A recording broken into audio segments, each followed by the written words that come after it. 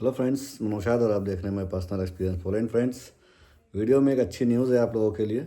जैसे कि आप लोग को पूरा साल गुजर गया, कोई न्यूज़ नहीं मिली पोलैंड वीज़ा के लिए। तो ये वीडियो है पोलैंड वीज़ा के लिए। और सबसे पहले आप सभी लोगों को हैप्पी न्यू ईयर मेरी तरफ से। आप लोगों को सबको हैप्पी न्यू ईयर भाई। अब 2026 आ गया है और आई होप कि सबकी सोच पूरी हो, सबको वीज़े आएँ और जो जिनको ने अपनी ड्रीम है, जिनका जो जो ड्रीम है सब पूरा हो और सब अपनी अपनी जॉब पे जाएं। जहाँ भी भाई लोगों ने अप्लाई किया सबका वीज़ा आए और सब लोग यूरोप में अपना फ्यूचर सेट कर सकें। भाई ये मेरी दुआ है। 2026 आया है, सबके लिए कुछ नया लेके आए।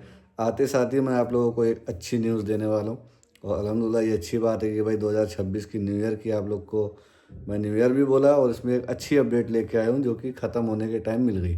साल में आप लोगों ने देखा होगा कि पोलैंड का वीज़ा पूरे साल बहुत ज़्यादा ही मतलब ऐसा रहा कि जल्दी वीज़ा नहीं मिला। बहुत से रिजेक्शन आए, बहुत से रिजेक्शन आए, लेकिन बट वीज़ा भी आया। अब आज इस वीडियो में आपको वीज़ा दिखाऊंगा। वीज़ा तो आपको मेरे थंबनेल पे ही मिल जाएगा वीडियो यूट्यूब पे। बाकी मैं साइड में भी कोशिश करूंगा, दिखा दूंगा आप लोग को। दिसंबर का ही वीज़ा इस टाइम हुआ है और 22 या 25 तारीख से स्टार्टिंग है वीज़ा की। तो भाई ये वीज़ा आया है 10 नंबर रिजेक्शन के बाद। सबसे बड़ी इम्पॉर्टेंट बात यही है कि 10 नंबर के बाद ये वीज़ा आया है। और डायरेक्ट वीज़ा जो फर्स्ट टाइम में ही आता है वो तो भाई बहुत मुश्किल से देखने को मिला, बट ये एक अच्छी न्यूज़ मिली 2025 लास्ट ख़त्म होते ही कि एक भाई का मेरे वीज़ा आ गया और 10 नंबर के बाद वीज़ा आया, रिजेक्शन के बाद वीज़ा आया। अब बात करते हैं कि वीज़ा कैसे आया, क्या क्या डॉक्यूमेंट लगा। तो भाई इम्पॉर्टेंट बात यही है, देखिए मैं सारी वीडियो में बोलता हूँ कि सबसे पहले आपकी कंपनी मैटर करती है। सबसे पहले जिस कंपनी से आपने वर्क परमिट लिया है वो मैटर करती है। और इस वीडियो में आपको एक बहुत इंपॉर्टेंट बात बताऊंगा जो कि अभी मेरी 2-3 दिन पहले बात हुई एक मेरे भाई से, पाकिस्तानी है वो, लेकिन इम्पॉर्टेंट नहीं उसमें है, बहुत इंपॉर्टेंट बातें उसमें छुपी हैं। 2-3 दिन, एक हफ्ता कंटिन्यू मेरी उनसे बात हुई। तो अब बात करते हैं कि पहले वीज़ा कैसे आया। तो भाई देखिए 10 नंबर रिजेक्शन आया। 10 नंबर रिजेक्शन होने के बाद सबको पता है कि वीज़ा के लिए जब आप दोबारा रीअपील करना चाहते हैं तो आपको अपनी कंपनी से डॉक्यूमेंट चाहिए होता है न्यू तरीके से, यानी कि रीअपील के लिए। कि पहले डॉक्यूमेंटेशन पे आपका 10 नंबर रिजेक्शन आ गया। अब 10 नंबर रिजेक्शन में लिखा तो यही है कि आप जाके वापस नहीं आओगे, लेकिन ऐसा कहने का उनका तरीका होता है, वो सच मतलब बिल्कुल क्लियरली खुल के बात नहीं है उसमें। तो डॉक्यूमेंट्स भाई के आए, रीअपील डॉक्यूमेंट वहाँ से भेजे कंपनी ने, डॉक्यूमेंट भेजे और इतने स्ट्रॉन्ग डॉक्यूमेंट भेजे कि देखिए वीज़ा भी लग गया। अब खाली वहीं उसी डॉक्यूमेंट से वीज़ा नहीं, आपको अपने भी डॉक्यूमेंट देने पड़ते हैं, साथ में सपोर्टिंग डॉक्यूमेंट लगाइए बढ़िया करके, अपोस्टल वगैरह करा के।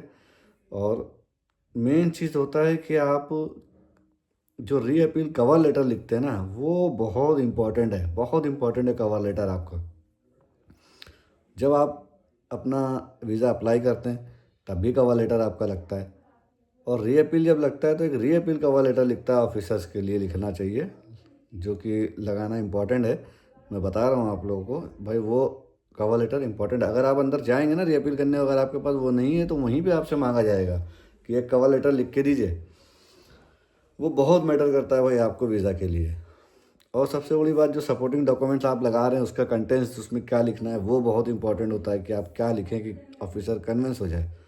और सबसे मेन चीज़ तो भाई जो आपकी कंपनी है उसके डॉक्यूमेंट तो एक इम्पॉर्टेंट है ही हैं कि वो आपके डॉक्यूमेंट एकदम स्ट्रांग होने चाहिए, बिल्कुल परफेक्ट होने चाहिए। तो भाई ये मैं अपने व्यूअर्स को, मैं अपने भाई को कॉन्ग्रेचुलेशन बोलूँगा कि जिनका वीज़ा आ गया, और वीज़ा आप लोग साइड में देख ही सकेंगे।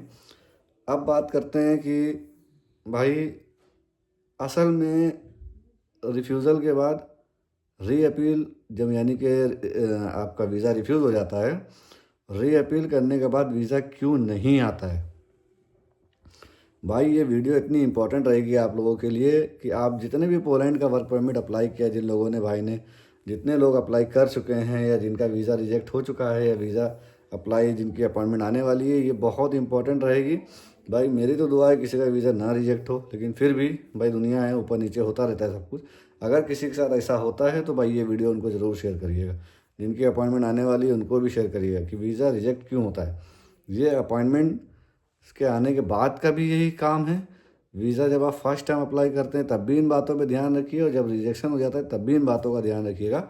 अब मैं आपको बताता हूँ कि मेरे पाकिस्तानी भाई जो हैं उनसे मेरी क्या बात हुई और उन्होंने जो बातें बताई। खैर मुझे अल्हम्दुलिल्लाह मैं काफ़ी वीडियो में वो चीज़ें मैं बोला हूँ, लेकिन आज जो उन्होंने उनसे बातें हुई वो मैं आपके सामने रखूँगा और आप लोग को बहुत इससे मोटिवेशन मिलेगा, ताकि आप अपनी तैयारी भी अच्छे से कर सकेंगे और आप पॉइंट टू पॉइंट इसको देख सकेंगे। तो भाई बात करते हैं, देखिए जो वीज़ा रिजेक्ट होता है और वीज़ा अप्लाई करने के बाद रिजेक्ट होने के बाद जब आप री अपील करते हैं उसमें क्या ध्यान रखना चाहिए वो बताता हूँ। अब इसमें भाई एक बात है कि वीडियो पे जो लोग नए हैं वीडियो को सब्सक्राइब करें, शेयर करें ज़्यादा से ज़्यादा भाई, ताकि जिन लोगों का प्रोसेस चल रहा है उनको हेल्प मिल सके। ये बात मैं इसलिए बोलता हूँ भाई कि आपके एक शेयर से क्या मालूम ये वीडियो कहाँ तक पहुँचे, और क्या पता भाई किसको क्या हेल्प मिल सके या किसी का वीज़ा आ जाए। इसलिए बोलता हूँ भाई वीडियो को ज़्यादा से ज़्यादा शेयर करिए और पूरी वीडियो देखिए, वीडियो को स्किप मत करिए। क्या पता आपका बीच में कौन सा पॉइंट आप स्किप करें या वीडियो को बढ़ा के देखें और आपका पॉइंट निकल जाए जो कि आपके माइंड से स्किप हो जाए या आपको ना पता लग पाए। तो फ्रेंड्स आप वीडियो करते हैं स्टार्ट। देखिए आपने वीज़ा अप्लाई किया, फर्स्ट डॉक्यूमेंट दे दिए, आपको 10 नंबर रिजेक्शन मिल गया। 10 नंबर रिजेक्शन मिलने के बाद अब आपको क्या करना है, वीज़ा रिजेक्ट क्यों होता है और वीज़ा लेने के लिए करना क्या है। देखिए हर जगह तो ऐसा नहीं होता है कि आपको ऑफिसर बुला के आपसे डॉक्यूमेंट्स मांगे, लेकिन भाई से मेरे ऑफिसर ने बुला के मेल आया और उनको बताया गया कि आके अपना डॉक्यूमेंट दे दो। भाई इम्पॉर्टेंट क्या है, सबसे बड़ा अभी जैसे मैंने शुरू में बोला कवर लेटर, वो क्यों इम्पोर्टेंट है, आपको ये देखना है कि आपका वर्क परमिट किस काम का आया है। वर्क परमिट आया है सपोज करो आपका कि किसी हेल्पर का या कोई स्किल्ड में आया है, ठीक है, और आपने कवर लेटर में मेंशन कर दिया कुछ और, जैसे कि प्रोडक्शन वर्कर का है, प्रोडक्शन वर्कर यानी किसी चीज़ का प्रोडक्शन निकालना है आपको, ठीक है, और आपने कवर लेटर में मेंशन कर दिया क्लीनिंग। ये बहुत मैटर करता है आपका वीज़ा रिजेक्ट करने के लिए, ठीक है। इस पे ध्यान रखना कि जो आपका वर्क परमिट है वही एक्सपीरियंस सर्टिफिकेट देना है, वही चीज़ सारी चीज़ें अपने डॉक्यूमेंट्स में शो करनी है, सारी चीज़ें इक्वल होनी चाहिए, सब कुछ मैच करना चाहिए, कोई चीज़ मिस मैच नहीं होना चाहिए, सबसे बड़ी पॉइंट। अब अगर किसी का वीज़ा इसमें कवर लेटर में ऐसी प्रॉब्लम होती है तो फिर वो तो गया अंदर, लेकिन पाकिस्तानी जो भाई से मेरी बात हुई उन्होंने को ऑफिसर ने मेल के थ्रू बोला कि आप अपना आके कवर लेटर ऐसा ऐसा है इसको जमा करें, यानी कि उनकी पहली तो उनकी कंपनी ने वहाँ से उनको काफ़ी मजबूती स्ट्रॉन्ग मेल वगैरह डाली हुई थी तभी उनको मेल आया। इसमें कंपनी मैटर करता है भाई बहुत ज़्यादा। अब उन्होंने जाके कवर लेटर दे दिया, ये ना बोलिएगा मैं उनकी क्यों बात बता रहा हूँ, मैं उनकी बात से ही आपको ऑप्शन बाय सब बताता रहूँगा स्टेप बाय स्टेप। उन्होंने जाके कवर लेटर दे दिया, फिर उनकी मेरे पास कॉल आई तो मैंने बोला कि भाई आपका जब इतना अच्छा स्ट्रॉन्ग काम होता है वीज़ा लगेगा, लेकिन उनको ऑफिसर ने पासपोर्ट देते टाइम वहाँ पे एम्बेसी में जाके पासपोर्ट लेना होता है, पासपोर्ट देते टाइम ही उनको ऑफिसर ने बता दिया कि हम आपका वीज़ा रिजेक्ट किया है और किस वजह से किया ये भी बताया। यही इंपॉर्टेंट बात है इसमें आप लोग को समझने के लिए। यहाँ तो ऐसा नहीं होता कि आपको बुला के बताया जाए, वो तो रिजेक्शन दे देते हैं। अब क्यों दिया उन्होंने ये भी बताया। देखिए अक्सर आप लोग को पता है कि जब वीज़ा रिजेक्ट होता है या वीज़ा अप्लाई होता है तो वहाँ से कंपनी ईमेल डालती है, और ये सबको पता है, सब लोग डलवाते हैं कि भाई ईमेल डालिए, ठीक है। ईमेल डालने के बाद भाई सॉरी मैं ऐसे इसलिए कर रहा हूँ, थोड़ा सा कोल्ड हुआ है क्योंकि मौसम सही नहीं है। वहाँ से जब ईमेल डालती है ना कंपनी, वो उसका स्क्रीनशॉट आप लोग ज़रूर लो और अपनी कंपनी का नाम वर्क परमिट से उस ईमेल की कंपनी का नाम मैच करिए, ये अलग नहीं होना चाहिए।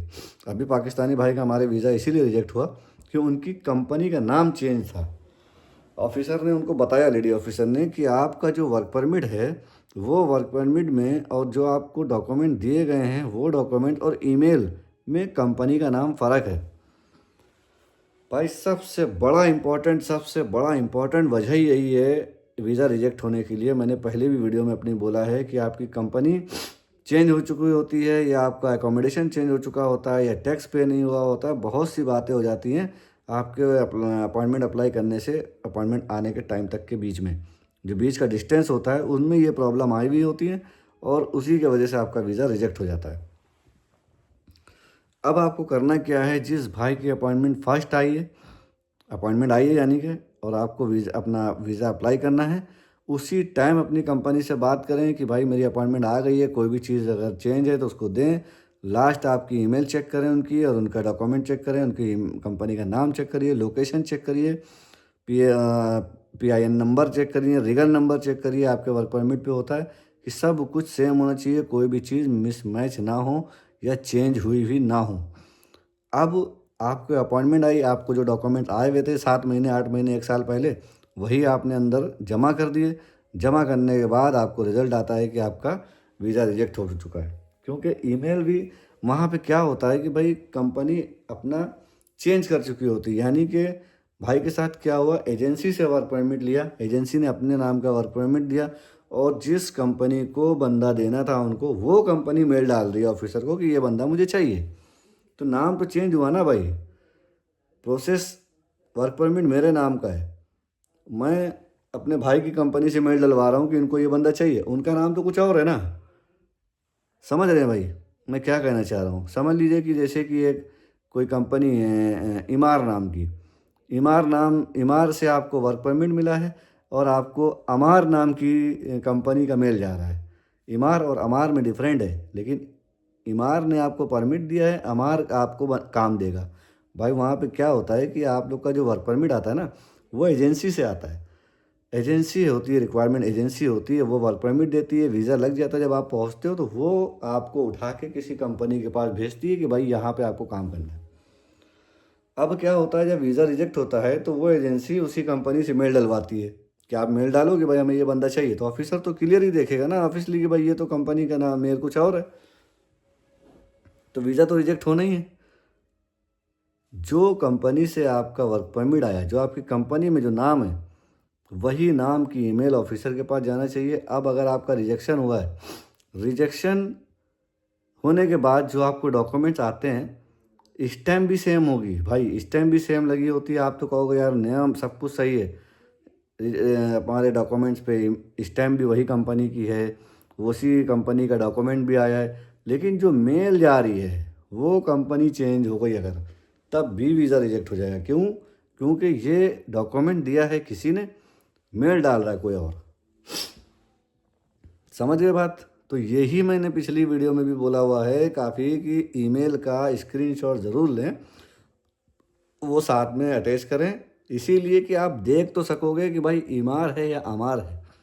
ठीक है, इमार है तो इमार ही से मेल जाना चाहिए ना, नौशाद के नाम से मेल थोड़ी जाएगी भाई। बहुत इंपॉर्टेंट बात है ये आपका री अपील के लिए। देखिए भाई, फीस भी लगती है, वीज़ा फ़ीस लगती है, प्लस आपको ट्रैवलिंग करना पड़ता है जहाँ आपका अपॉइंटमेंट होती है। फिर आपको वहाँ पे जाना होता है, ठंडी का टाइम है, गर्म है, धूप है, क्या है, बरसात आ रही है, सब बेचारे परेशानी होकर जाना है, वहाँ लाइन लगनी है, फिर आपको फ़ीस पे करना है, फिर आपको पासपोर्ट देना है, फिर घर आना है, फिर आपको कोरियर आएगा, फिर आपको रिजेक्शन मिलेगा, आपका फ़ीस भी बर्बाद होगी, आपकी मेहनत भी ख़राब होगी। पहले ही देख लीजिए, अगर आपका रिजेक्शन हो गया और आपका मन है कि भाई हम री अपील करें, तो ज़रूर ये देखिए और री अपील करिए। क्योंकि भाई देखो, अभी भाई का वीज़ा आया, री अपील करिए, लेकिन अच्छे से ठोक ठाक के देख के, मजबूती से, स्ट्रॉन्ग तरीके से, कि सब कुछ मिसमैच तो नहीं है, सब कुछ मैच है। वीज़ा रिजेक्ट हुआ ही इसीलिए कि आपका डॉक्यूमेंट्स आया, आपका डॉक्यूमेंट में अब पता नहीं भाई 7 महीने, 8 महीने, 1 साल हो गया आपकी अपॉइंटमेंट आने में। जब आपकी अपॉइंटमेंट आई तो वहाँ पे कुछ चेंजिंग है, क्या पता टैक्स पे हुआ है, नहीं हुआ है, क्या पता वो कंपनी है भी या बंद हो गई एजेंसी, या उनके पास काम नहीं है, ये क्या है, बहुत सी बातें होती हैं भाई, बहुत सी बातें होती हैं आपका वीज़ा रिजेक्ट होने में। आपको जब अपॉइंटमेंट आ जाए, आप अपने डॉक्यूमेंट्स को चेक करिए, अपना वीज़ा अप्लाई करिए। जब वीज़ा आ जाए तो अच्छी बात है। अगर आपका रिजेक्शन होता है 10 नंबर, कोई भी अगर 10 नंबर होता है, तो भाई सब कुछ चेंज मैच करिए, अपना डॉक्यूमेंट जो वहाँ से आते हैं वो मैच करिए, जो स्टैंप लगा होता है वो मैच करिए, जो ईमेल उन्होंने वहाँ डाली है एम्बेसी को, वो भी उसी कंपनी के नाम से होना चाहिए। वीज़ा के चांसेस 99% है। आपके डॉक्यूमेंट जो सपोर्टिंग लगा रहे हैं उसमें सही से आपको अपनी इन्फॉर्मेशन देनी है, आपका जो वर्क है वही लिखना है, जो आपकी सैलरी है, जिस वर्क परमिट जो आपके काम का आया है वो लिखना है, वही सब चीज़ें होनी चाहिए, मैच होनी चाहिए, मिसमैच नहीं होनी चाहिए। एक्सपीरियंस सर्टिफिकेट भी वही लगाना है जिसका आपको वर्क परमिट आया है। अगर आपको मैनुअल अगर आपको प्रोडक्शन वर्कर का ज़्यादा होता है, प्रोडक्शन वर्कर का अगर आपका वर्क परमिट है, तो भाई आपको क्लीनिंग का, वेयर हाउस का या आपको कोई स्किल्ड का या वेल्डर का नहीं देना है। ठीक है, अगर आपको वेल्डर का आया तो आप साथ में ड्राइवरिंग का भी लगाए दे रहे हैं, भाई मैं ड्राइवर भी हूँ। यार ये कौन सी बात है। और भाई अभी और भी बातें हैं, जैसे कि मुझे सुनने में मिली, मेरे पास कॉलें आई कि एक भाई ने तो उनसे कह दिया है कि कोई यूट्यूबर हैं, किसी की वीडियो देख ली है तो वो कह रहे हैं प्रॉपर्टी के पेपर लगा दो, दादा का पेपर लगा दो, पापा के पेपर लगा दो। भाई क्या पेपर लगा दो, ऑफिसर मांग ही नहीं रहा है जब ये सब चीज़ें, तो आप क्यों मांग दे रहे हो प्रॉपर्टी के पेपर। यार किसके पास प्रॉपर्टी नहीं है, कौन अपने घर में नहीं रह रहा है। छोटा सा सेंस लगाइए ना कि आप घर दिखा दोगे तो भाई मेरा घर है, वहाँ से वापस आएंगे। सभी के पास घर है भाई, अगर 100 फाइलें सबमिट हो रही हैं, सभी घर में रह रहे हैं। ये चीज़ नहीं मैटर करती भाई। सबसे बड़ा चीज़ मैटर करता है कि आपका डॉक्यूमेंट्स कंपनी का अच्छा हो। अपने थोड़े से डॉक्यूमेंट सपोर्टिंग लगाइए, कुछ इंपॉर्टेंट देखिए कि हाँ भाई क्या क्या इंपॉर्टेंट है वो लगाइए, कंटेंट्स अच्छा लिखिए, उसको अटेस्ट कराइए, अपोस्टल करा के वो दे दीजिए। ठीक है, यही इम्पॉर्टेंट चीज़ें हैं भाई वीज़ा लेने के लिए। मैंने लास्ट में भी बोला, शुरू में बोला, फिर बोल रहा हूँ कि आपकी कंपनी ज़्यादा मैटर करती है आपके वीज़े के लिए। उसके बाद आपके डॉक्यूमेंट्स, आपका कवर लेटर, ये सब चीज़ें मैच करती हैं भाई। एक री अपील कवर लेटर होना चाहिए बढ़िया सा, और आपके वीज़ा के चांसेस बढ़ जाएंगे अगर आपकी कंपनी ने अच्छा सपोर्ट कर दिया। अब जितनी बातें मैंने आपको बताई हैं, ये सब चीज़ें आप लोग अच्छे से नोटिस करिए, इसको मैच करिए। जिनका भी रिजेक्शन आया हुआ है या जिनका वीज़ा अप्लाई हो रहा है, वो अभी भी अपॉइंटमेंट आने से पहले ही अपनी सब चीज़ें को चेक कर लें, ताकि उनका वीज़ा के चांसेस बढ़ जाएंगे और दिल से भी खुश हो जाएंगे कि भाई मैंने सब कुछ चेक कर लिया, तो कम से कम चांस तो अच्छा है, चेक तो कर लो कि भाई मेरा वीज़ा आने के चांसेस ज़्यादा हैं। तो भाई ये थी आप लोगों के लिए इम्पोर्टेंट वीडियो, और मेरे भाई को जिनका वीज़ा आया है उनके लिए बहुत बहुत मुबारकबाद भाई। अपना फ्यूचर वो सेट करें, जाएं अपना वहाँ खुशी खुशी, और अपना सब कुछ काम सेट करें। जैसा भी अपडेट होगा मेरे पास आता रहता है, सब चीज़ें न्यूज़ आती रहती है, मैं आप लोग को अपडेट करता रहूँगा भाई। अपॉइंटमेंट अभी भी ड्रॉ सिस्टम में चल रही है, 2026 आ गया है, नई नई बातें शुरू हो गई हैं कि रूल चेंज हो गया, ऐसा हो गया, वैसा हो गया, अपॉइंटमेंट चेंज हो रही है। कुछ नहीं है अभी भाई, अभी सब कुछ वैसे ही चल रहा है। अगर हाँ कुछ चेंजिंग हुआ तो मैं वीडियो ज़रूर डालूँगा। आप लोग को पता है भाई, मेरे चैनल पे आपको जेन्युइन चीज़, जेन्युइन न्यूज़ मिलेगी, परफेक्ट चीज़ मिलेगी। तो भाई चलिए ख़त्म करते हैं इस वीडियो को, जो इम्पोर्टेंट था आप लोग को बता दिया। दुआओं में याद रखिएगा भाई। Happy new year. मैं आपका दोस्त नौशाद। अल्लाह हाफिज़।